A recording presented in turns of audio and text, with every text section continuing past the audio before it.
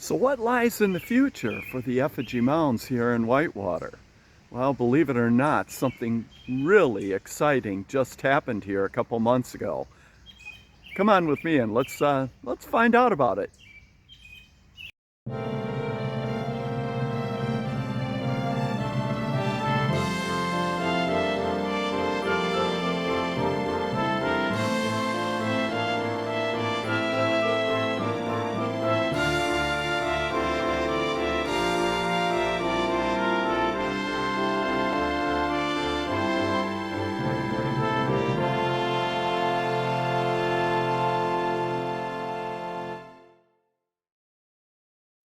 The Whitewater Effigy Mounds are thought to have been created in the late woodland era, when Native American Indian communities were hunters and gatherers.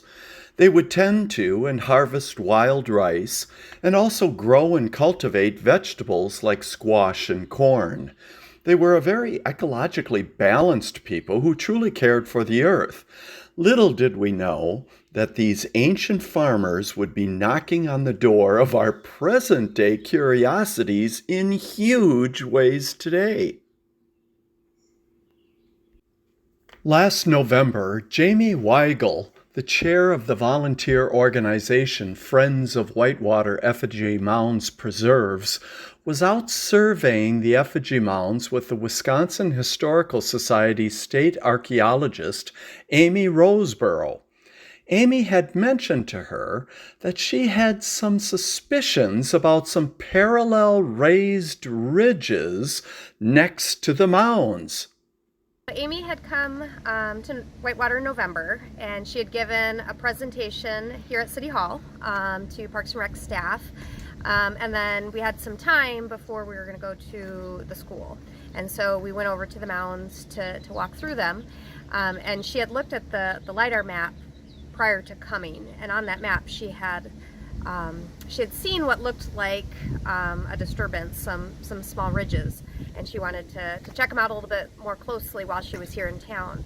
And so she and I had kind of trumped back into the woods, and we went to the area where she was thinking that there might be some, and sure enough, she's like, yes, this looks like a historic garden bed or ridged field.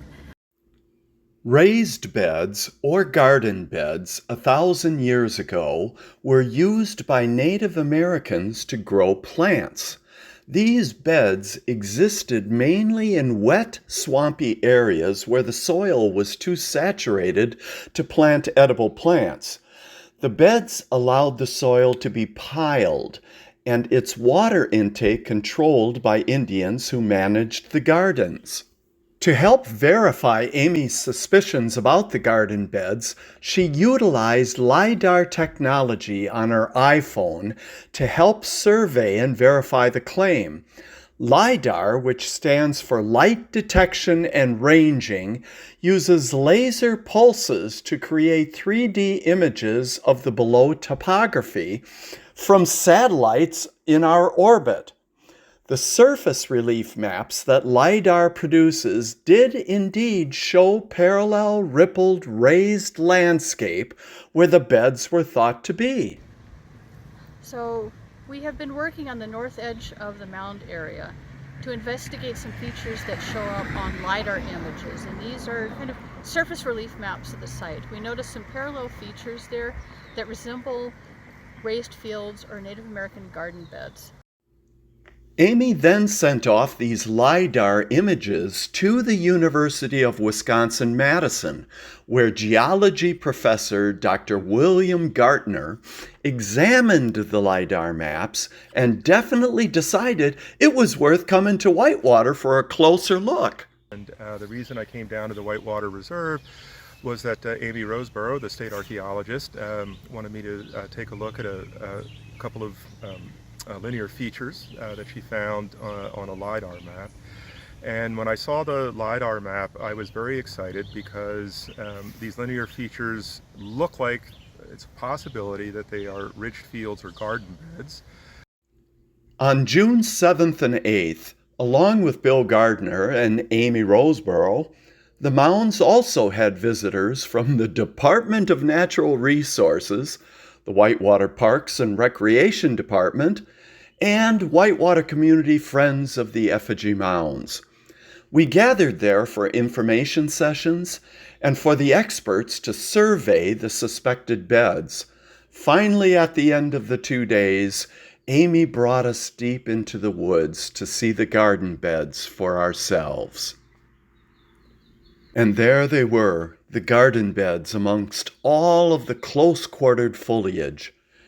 You could see the ridged protrusion of landscape going up and down the grasses.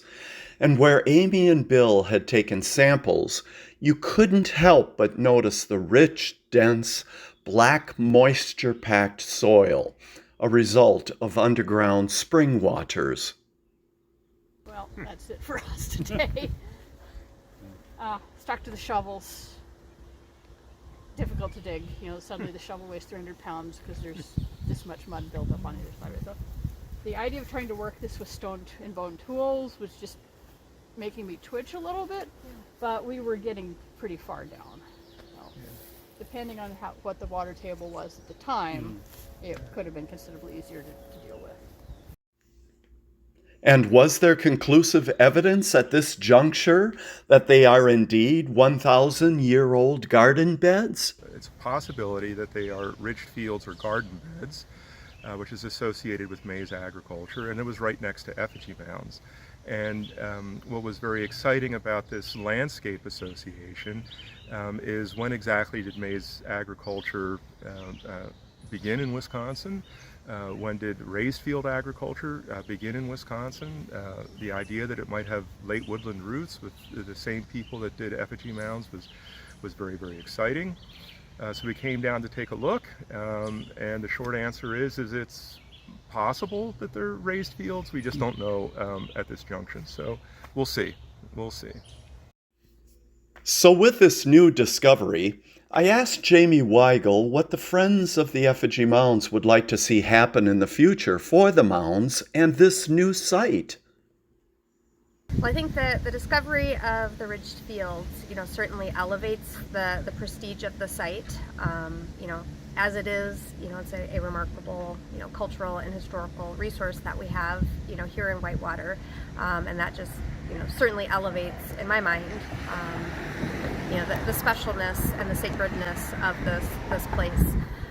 And so for me, this is all the more reason why, as a community, we really should be working together and collaborating to not just maintain, but also to preserve it for future generations. I came back for a visit to the garden bed the next morning. It was a beautiful day, quiet and peaceful. I felt a great calmness. Then, looking out from the garden beds to the adjacent field, I saw a deer. We just stared at each other for a while, and then she went on her way, as if she somehow trusted us as temporary caretakers of this newly discovered historical treasure. Wow. With all the hustle and bustle that's thrown at us here in life, it's nice to know that we still have a few places that we can come to just sit and reflect and become one with nature. We're truly lucky and privileged to have this sacred and most cherished Whitewater landmark.